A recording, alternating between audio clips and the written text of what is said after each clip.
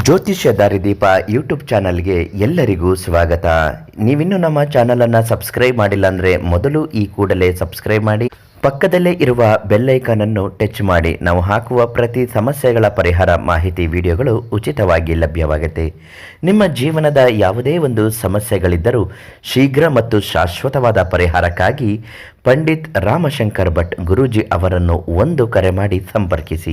ಎಲ್ಲ ಸಮಸ್ಯೆಗೂ ಪರಿಹಾರವನ್ನು ನೀಡ್ತಾರೆ.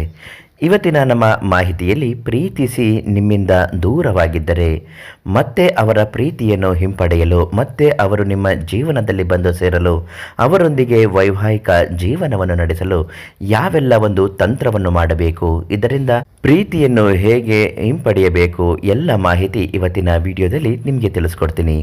ವರ್ಷಗಟ್ಟಲೆ ಪ್ರೀತಿ ಮಾಡಿದ್ದ ಹೆಣ್ಣು ಮಕ್ಕಳಾಗಿರಬಹುದು, ಗಂಡು ಮಕ್ಕಳಾಗಿರಬಹುದು, ನಿಮ್ಮನ್ನು ವಿನಾಕಾರಣ ಬಿಟ್ಟು ಹೋಗುತ್ತಿದ್ದರೆ ನಿಮ್ಮ ಮೇಲೆ ಪ್ರೀತಿ ಕಡಿಮೆ ಆಗಿದೆ ಅಂತಲೇ ಅರ್ಥ.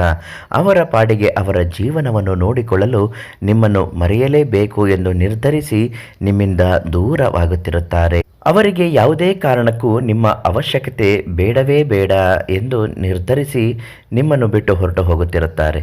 ಆದರೆ ನಿಮಗೆ ಅವರನ್ನು ಬಿಟ್ಟು ಒಂದು ಕ್ಷಣವೂ ಕೂಡ ಇರಲು ಸಾಧ್ಯವಿಲ್ಲ.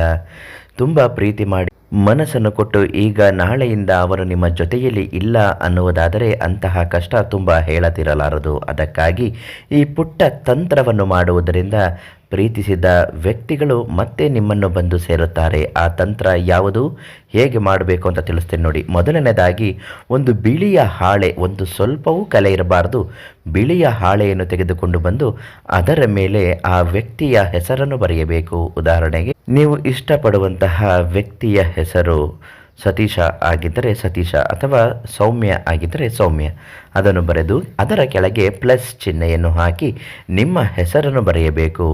ಇದು ಹೆಸರನ್ನು ಬರೆದ ಮೇಲೆ ಅರಿಶಿಣ ಕುಂಕುಮವನ್ನು ಅದರ ಮೇಲೆ ಹಾಕಿ ಸ್ವಸ್ತಿಕಾಕಾರವನ್ನು ಅದರಿಂದಲೇ ರಚನೆ ಮಾಡಬೇಕು.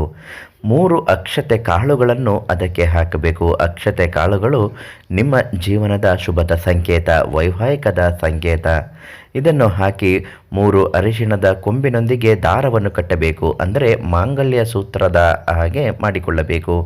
ಅದನ್ನು ಆ ಪೇಪರ್ ಒಳಗಡೆ ಹಾಕಿ ಗಟ್ಟಿಯಾಗಿ ಹಳದಿ ದಾರದಿಂದ ಚೆನ್ನಾಗಿ ಸುತ್ತಿ ಕಟ್ಟಿ ಹಾಕಬೇಕು. ಅದನ್ನು ತೆಗೆದುಕೊಂಡು ಹೋಗಿ ಅರಳಿ ಮರದ ಬಳಿ ಇರುವ ನಾಗರ ಕಟ್ಟೆಯ ನಾಗರ ಕಲ್ಲಿಗೆ 2 ಹಾವುಗಳು ಸುತ್ತಿಕೊಂಡಿರುವಂತಹ ನಾಗರ ಕಲ್ಲಿನ ಬುಡದಲ್ಲಿ ಅದನ್ನು ಇಟ್ಟು ನಿಮ್ಮ ಮನಸ್ಸಿನಲ್ಲಿರುವಂತಹ ಸಮಸ್ಯೆಗಳು ಮತ್ತು ನೀವು ಪ್ರೀತಿ ಮಾಡಿದ ಪ್ರತಿಯೊಂದು ಕ್ಷಣಗಳು ಮತ್ತು ಅವರೊಂದಿಗೆ ನಿಮಗಾಗಬೇಕಾದಂತಹ ಕೆಲಸ ಕಾರ್ಯಗಳು ಎಲ್ಲವೂ ಯಶಸ್ವಿಯಾಗಿ ಆಗಬೇಕು. ನಮ್ಮನ್ನು ಪ್ರೀತಿಸಿ ನಮ್ಮಿಂದ ದೂರವಾಗಿದ್ದಾರೆ, ಮತ್ತೆ ಅವರು ನಮ್ಮ ಜೀವನದಲ್ಲಿ ಬಂದು ಸೇರಬೇಕು ಅಂತ ಭಕ್ತಿಯಿಂದ ಬೇಡಿಕೊಂಡು ನೀವು ಸಂಕಲ್ಪವನ್ನು ಮಾಡಬೇಕು. ಅಂದರೆ ಏನಾದರೂ ನಮ್ಮಿಬ್ಬರಿಗೂ ಮದುವೆ ಆದರೆ ಇದೇ ಸ್ಥಳಕ್ಕೆ ಬಂದು ಹಾಲಿನ ಅಭಿಷೇಕ ಮಾಡ್ತೀನಿ ಅಂತ ಹೇಳಿ ಅದನ್ನು ಅಲ್ಲೇ ಇಟ್ಟು ಹಿಂತಿರುಗಿ ನೋಡದೆ ಬಂದು ಬಿಡಬೇಕು.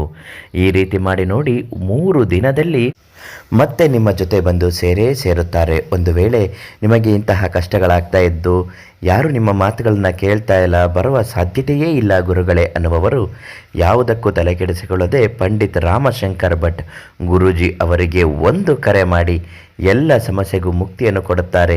ಎಷ್ಟೋ ಜನ ಪ್ರೀತಿಯಲ್ಲಿ ನಂಬಿ ಮೋಸ ಹೋದವರು ಇವರನ್ನು ನಂಬಿ ಒಳ್ಳೆಯ ರೀತಿಯ ದಾಂಪತ್ಯ ಜೀವನವನ್ನು ನಡೆಸುವಂತೆ ಆಗಿದೆ.